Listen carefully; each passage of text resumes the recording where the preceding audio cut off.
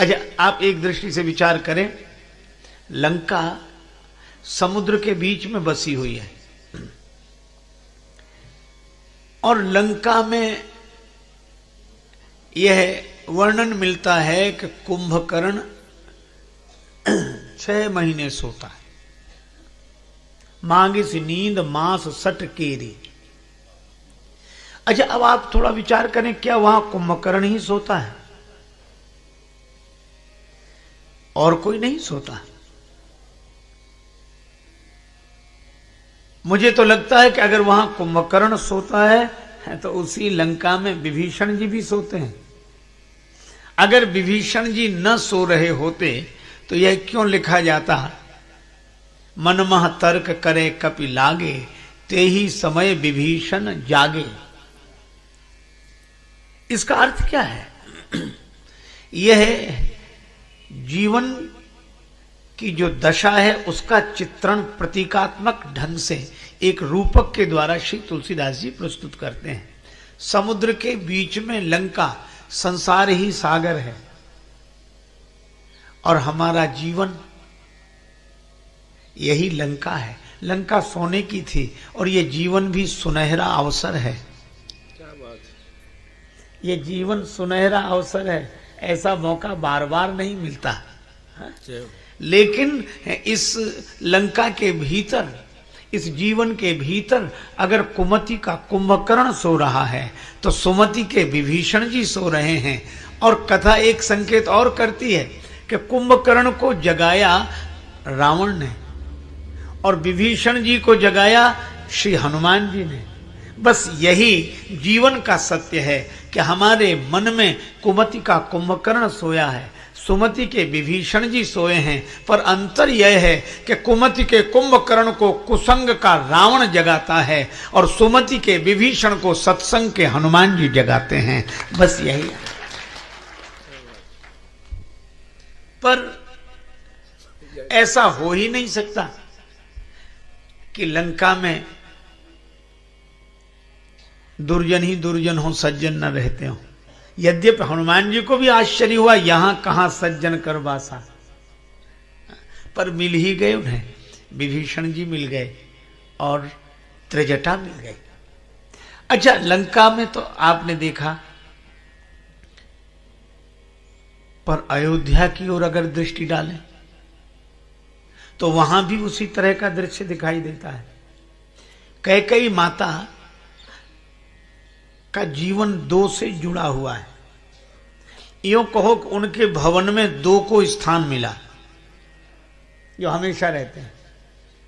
एक तो उनके पुत्र हैं श्री भरत, और भरत जी संत शिरोमणि, भगत शिरोमणि भरत कहलाते हैं।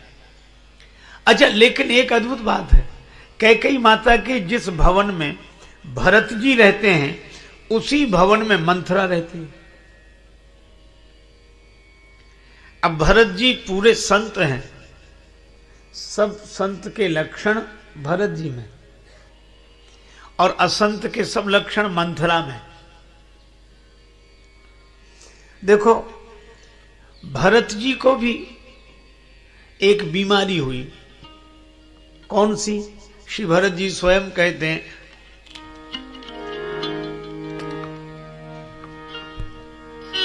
राम लखन सिय बिनु पग पनहि,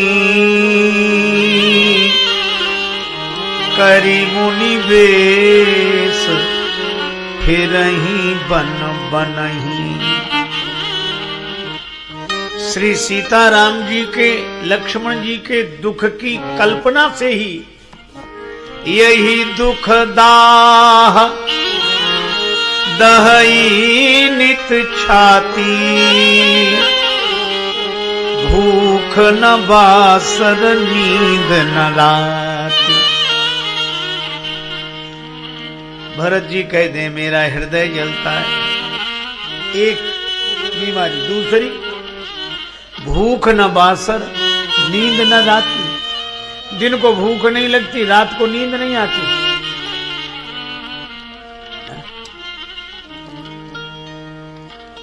मंथरा कहती यह तो बीमारी हमको भी हुई है, लक्षण मिला ना। भरत जी कहते हैं यही दुख दाह दहाई नित छाती, भूख न बासर नींद न राती। और मंथरा की क्या हालत? पूछा ये तैयारियां कैसी हैं नगर में? किसी ने कहा कि राम जी का युवराज पद पर अभिषेक हो रहा है। बस पूछे सी लोगन काह उछाहू, राम तिलक सुनि भाव उरदाहू। इसका भी हृदय जलता है, भरत जी का भी हृदय।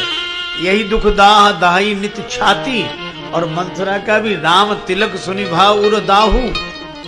भरत जी कहते हैं कि दिन को भूख नहीं लगती, रात को नींद नहीं आती। मंथरा कहती हमारी भी वही हालत है।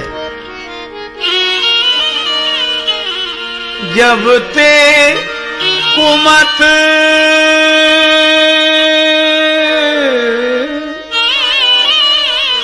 सुना में स्वामिनी, भूख न बासर नींद न जामी। मुझे भी दिन को भूख नहीं लगती, रात को नींद नहीं आती। अच्छा, लक्षण तो एक मिल रहे हैं पर कारण अलग अलग हैं। भरत जी का जी जलता है राम जी का दुख देखकर, और मंथरा का जी जलता है राम जी का सुख देखकर। भरत जी को भूख नहीं लगती, दिन को रात को नींद नहीं आती। क्यों? क्योंकि श्री राम जी को वन मिल गया।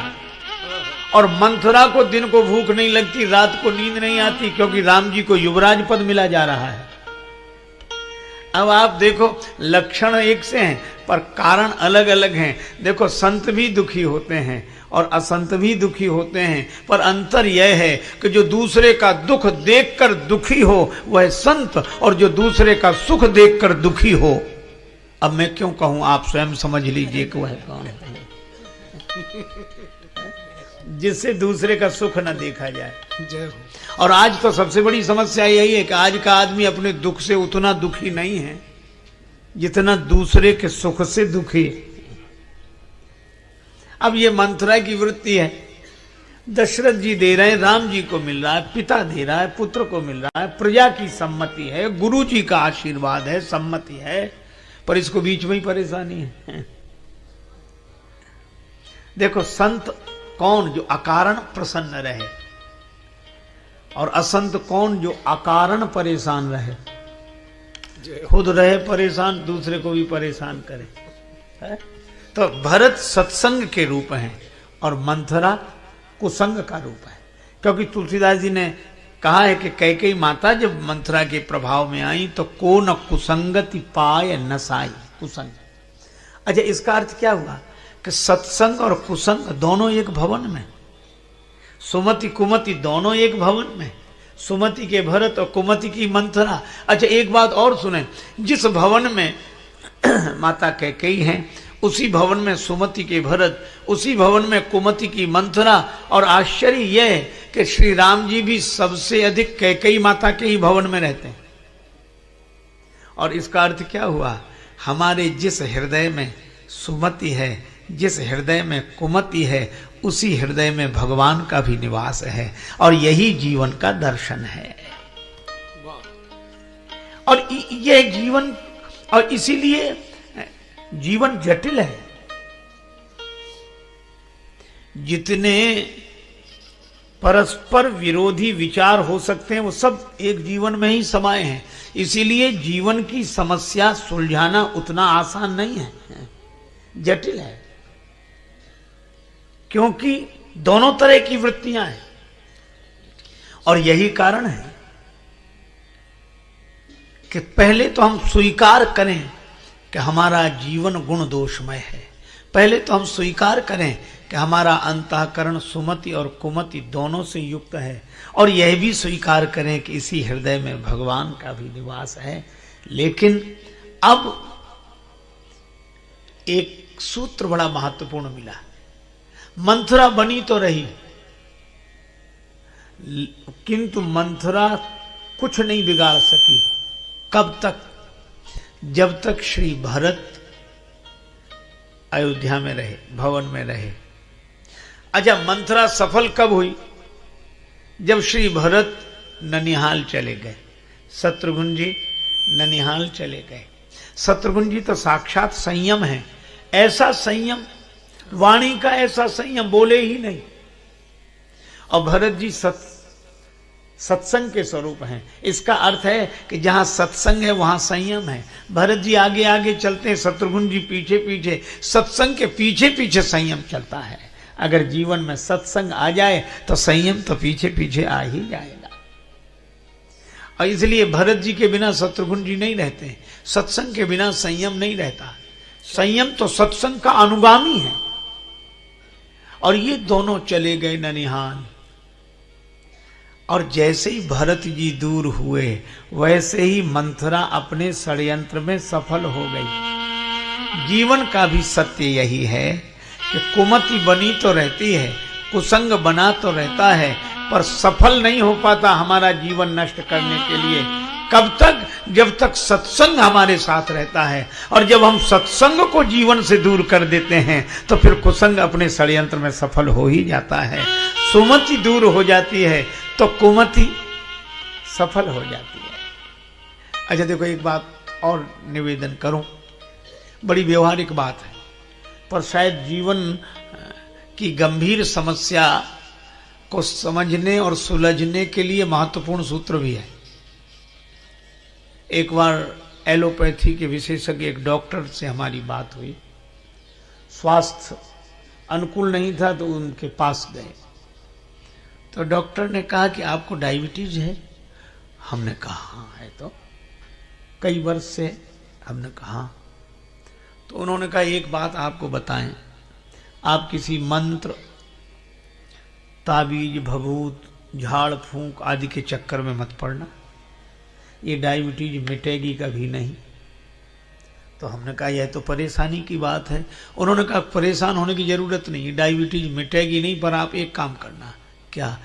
तो उन्होंने कहा कि दवा खाते रहो, दवा खाते रहो और परहेज करते रहो, तो ये मिटेगी नहीं पर कंट्रोल में बनी रहेगी। बात साधारण सी है, उन्होंने डायबिटीज के संदर्भ में कही, पर मैं इस बात को कभी नहीं भूलता। मुझे लगता है कि शायद जीवन के लिए भी यही सत्य है। उन्होंने कहा कि डायबिटीज मिटेगी कभी नहीं, दवा खाओ, औषधि खाओ और परहेज करो, कंट्रोल में रहेगी। मैं भी आपसे कहता हूं कि यही सूत्र मन की बुराइयों के संदर्भ में भी है। ये काम, क्रोध, मद, लोभ, मोह, मत्सर, काम, क्रोध, लोभ, मोह, मद, मत्सर, ये मिटेंगे कभी नहीं। सत्संग की दवाई खाते रहो, कुसंग का परहेज करते रहो, तो कंट्रोल में बने रहेंगे। ये मिट तो सकते नहीं, इनको मिटाने वाले मिट गए। जय जय। इसलिए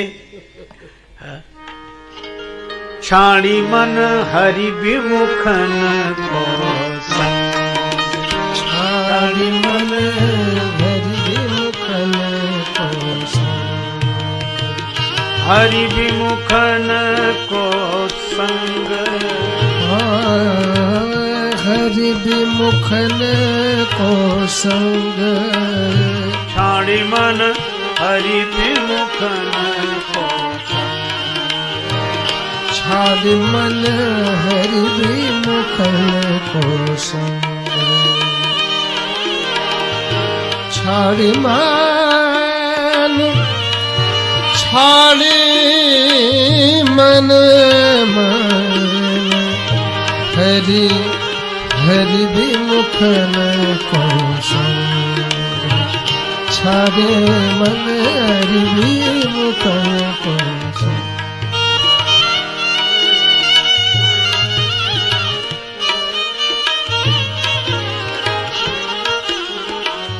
तिनके संग,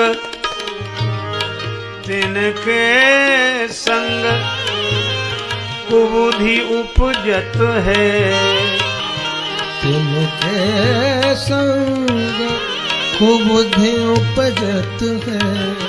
परत भजन में भंग छाड़ी मन हरि विमुख को संग छाड़ी मन हरि विमुख को संग छाड़ी मन हरि विमुख को संग।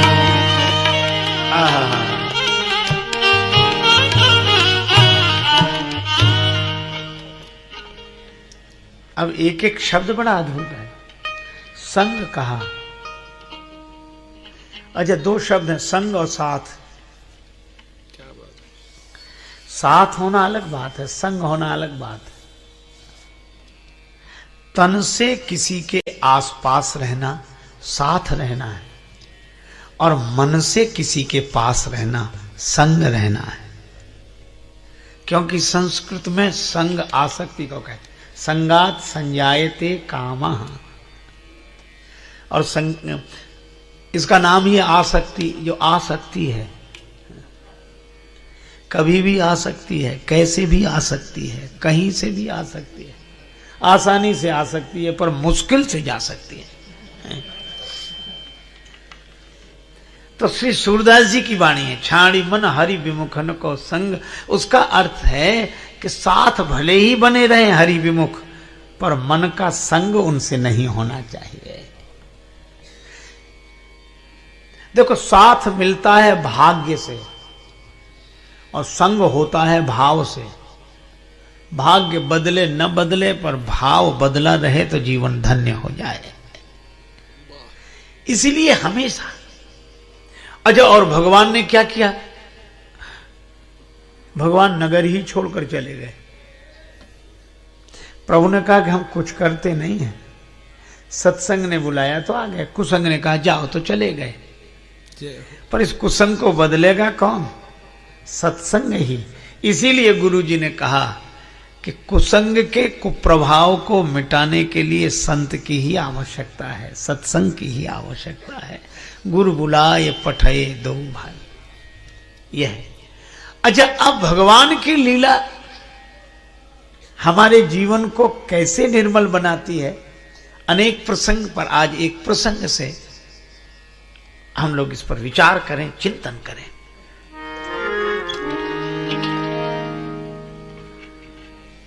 महाराज दशरथ के मन में एक विचार आया, और वह भी क्यों आया? राजसभा रघुराज विराजा,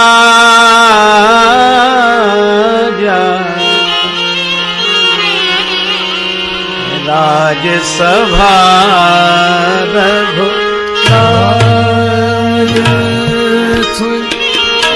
विराजा,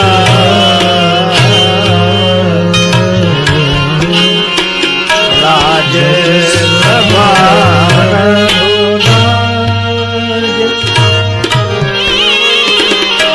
रघुनाथ रघुराज विराजा,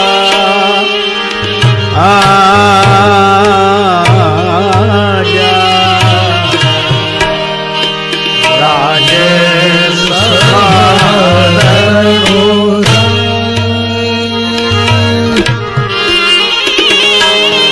रघुराज विराजा, सभा रघुराज रघुराज। राज्यसभा में अयोध्या अधिपति महाराज दशरथ विराजमान हैं।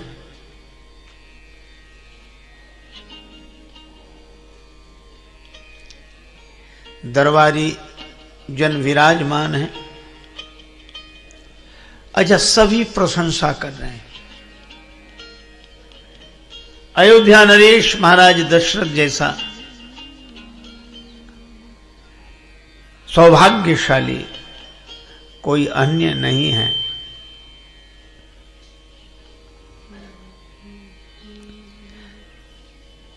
कुछ लोग महाराज की प्रशंसा करते हुए भी कह रहे हैं कि अयोध्याधिपति आप जैसे तो आप ही हैं, आप बड़े महान हैं, आप जैसा महिमामय महिपाल कोई दूसरा हुआ ही नहीं। इस तरह की चर्चाएं जो प्रायः दरबारी लोग करते हैं वे भी कर रहे थे। पर आश्चर्य कि उसी समय महाराज दशरथ ने दर्पण उठाया और अपना मुख देखने लगे। राय सुभान मुकुर कर लीना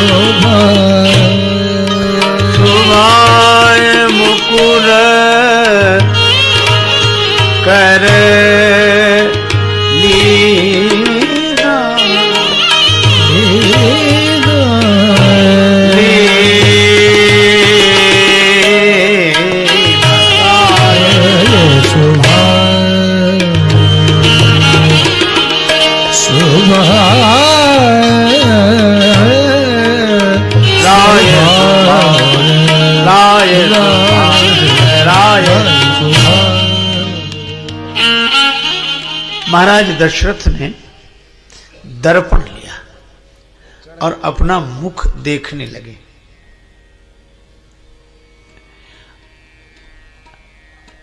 श्री रामचरितमानस के एक अनोखे मर्मज्ञ मनीषी का भाव है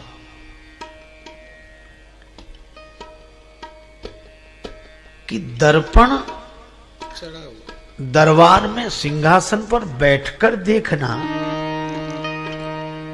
यह शिष्टाचार के अनुरूप आचरण तो नहीं है।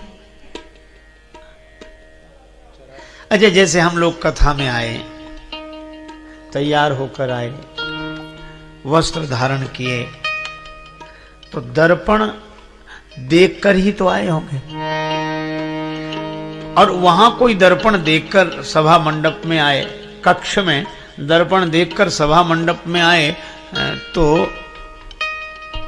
अनुचित नहीं है, किंतु कक्ष का काम सभा मंडप में आके करे, यहां बैठकर फिर दर्पण निकाले और अपना चेहरा देखे तो लोग यही कहेंगे कि ये सभा में तो बैठे पर सभ्य नहीं है, शिष्टाचार के अनुरूप आचरण नहीं है।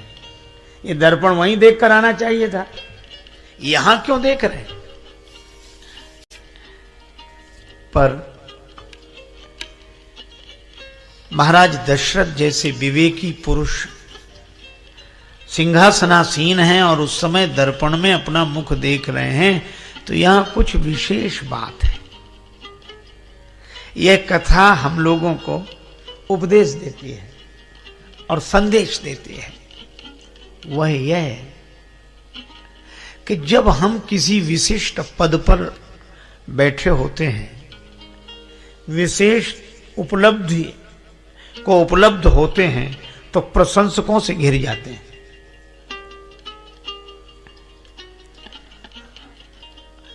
विशेष व्यक्ति की प्रशंसा भी विशेष होती है। दशरथ जी सिंहासन पर बैठे हैं तो सभी प्रशंसा कर रहे हैं कि आप जैसा कोई राजा नहीं, आप जैसा कोई राजा नहीं।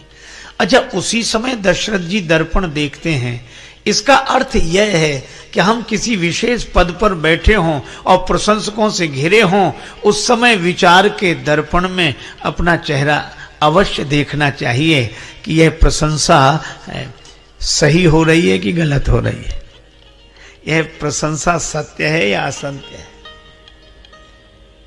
और सही बात, अच्छा दर्पण भी तब देखा जब बैठे हैं सिंहासन पर, तभी, क्योंकि तभी तो प्रशंसा हो रही है। अच्छा जब बैठे हो तभी तो देखना चाहिए, और जब उतर जाएंगे तब तो दूसरे ही दर्पण दिखा देंगे, फिर हम क्या दर्पण देखेंगे। और दशरथ जी ने दर्पण देखा, हम लोगों को क्या संदेश मिला? हमारी भी बड़ी महिमा गाई गई। महिमा तो यही गाई जाती है, देव दुर्लभ शरीर। यह तो प्रशंसा जो हो रही ठीक है, पर हमें भी तो विचार के दर्पण में अपने जीवन को देखना चाहिए। क्या इस प्रशंसा के अनुरूप हमारा मानवोचित आचरण है? क्योंकि प्रशंसा वाले तो प्रशंसा करते ही रहेंगे। अच्छा अद्भुत आश्चर्य, दशरथ जी ने दर्पण देखा तो पता लगा कि उनका मुकुट टेढ़ा हो गया है। मुकुट, राज्य मुकुट टेढ़ा हो गया है, लगभग गिरने की स्थिति में है। अच्छा अब आप देखो, मुकुट गिरने की स्थिति में है और प्रशंसा करने वाले प्रशंसा करते जा रहे हैं। प्रशंसा करने वालों का तो काम है प्रशंसा करना, विचार करने की उन्हें क्या आवश्यकता, मुकुट टेढ़ा हो चाहे सीधा। ये तो मुकुट जब तक गिर ही नहीं जाएगा तब तक प्रशंसा ही करते रहेंगे। जब तक मुकुट गिर नहीं जाएगा तब तक प्रशंसा करेंगे, फिर जिसके सिर पे मुकुट आएगा उसकी प्रशंसा करेंगे। इसमें तो स्वयं ही विचार करना होता है। और दशरथ जी ने देखा कि मुकुट टेढ़ा हो गया है। अच्छा जब मुकुट तनिक टेढ़ा हुआ तो श्रवण समीप भय स्थित कैसा, महाराज श्री दशरथ ने अपने श्रवणों के पास में श्वेत केश देखे, सफेदी दिखी। दशरथ जी को लगा कि ये बाल उपदेश दे रहे हैं। इसका आशय यह है कि जिन्हें उपदेश लेना होता है वे बाल से भी ले लेते हैं, बाल से भी ले लेते हैं, और जिन्हें नहीं लेना हो वो वृद्ध से भी कुछ नहीं सीख पाते हैं। जय हो जय हो। एक महात्मा एक गांव से निकले तो ऐसे ही भ्रमण करते जा रहे थे, परिचित लोग रहते थे उस गांव में। तो गांव का एक वृद्ध व्यक्ति अपने पौत्र को गोद में लेकर दुलार कर रहा था, और पौत्र बीच बीच में कहता बाबा बाबा। तब तक वो संत जी निकले तो उस व्यक्ति ने कहा कि महाराज प्रणाम, बड़े भाग्य आपके दर्शन हुए, हमें भी कुछ उपदेश करो, जीवन का कल्याण हो। महात्मा बोले कि उपदेश तो ये तुम्हारा पौत्र ही दे रहा है। पौत्र क्या कह रहा महाराज, ये तो कुछ बोल ही नहीं पाता। कहा कि बस वो जितना बोल पाता है उतना ही काफी है। बाबा कह रहा है, बाबा बाबा। महात्मा बोले इस शुद्ध तोतली बोली पर कुछ तो मन में शर्माओ, नाती कान लगे बाबा, अब तो बाबा हो जाओ।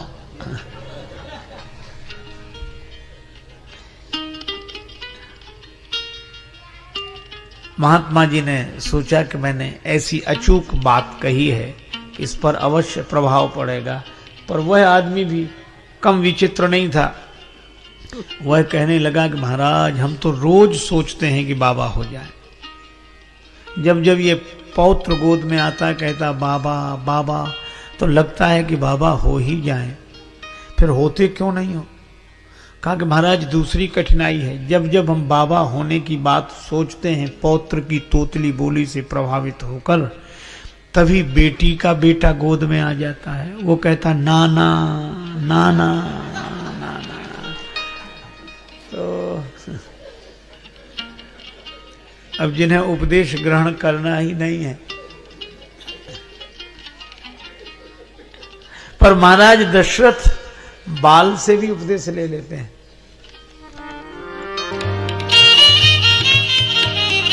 कानों के पास सफेद बाल हो रहा है। यह कब दिखाई पड़ा? जब दर्पण देखा। और दर्पण का अर्थ है विचार। जब हम विचार करते हैं तो शरीर की नश्वरता दिखाई देती है। ये सफेद बाल कान के पास ही सबसे पहले क्यों आए?